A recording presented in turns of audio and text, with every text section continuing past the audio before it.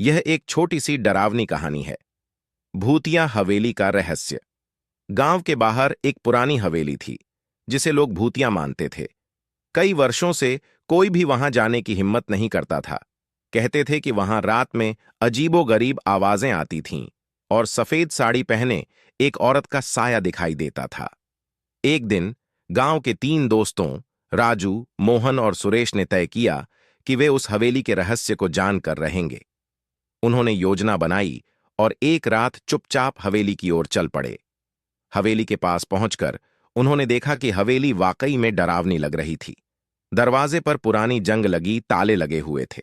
किसी तरह उन्होंने दरवाजा खोला और अंदर घुसे। अंदर का माहौल बेहद ठंडा और सन्नाटा भरा था। दीवारों पर मकड़ियों के जाले और धूल जमी हुई थी। वे धीरे धीरे कमरे दर कमरे घूमने लगे।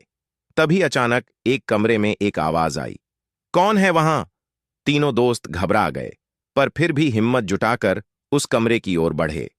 कमरे के अंदर एक पुरानी खाट पर एक बूढ़ी औरत बैठी थी। उसकी आंखें खून जैसी लाल थीं और चेहरे पर अजीब सी मुस्कान थी।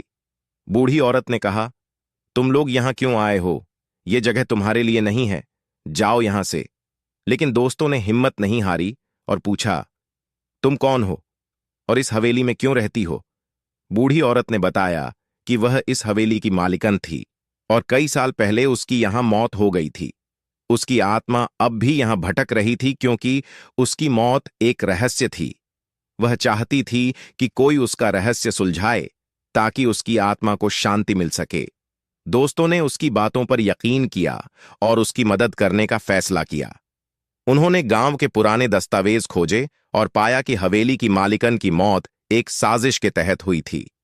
असली गुनहगार का पर्दाफाश होते ही बूढ़ी औरत की आत्मा को शांति मिल गई और हवेली से हमेशा के लिए अदृश्य हो गई।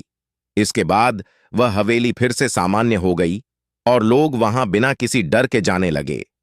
यह कहानी एक रहस्य और हिम्मत की है जो बताती है कि डर को जीतकर सच का सामना करना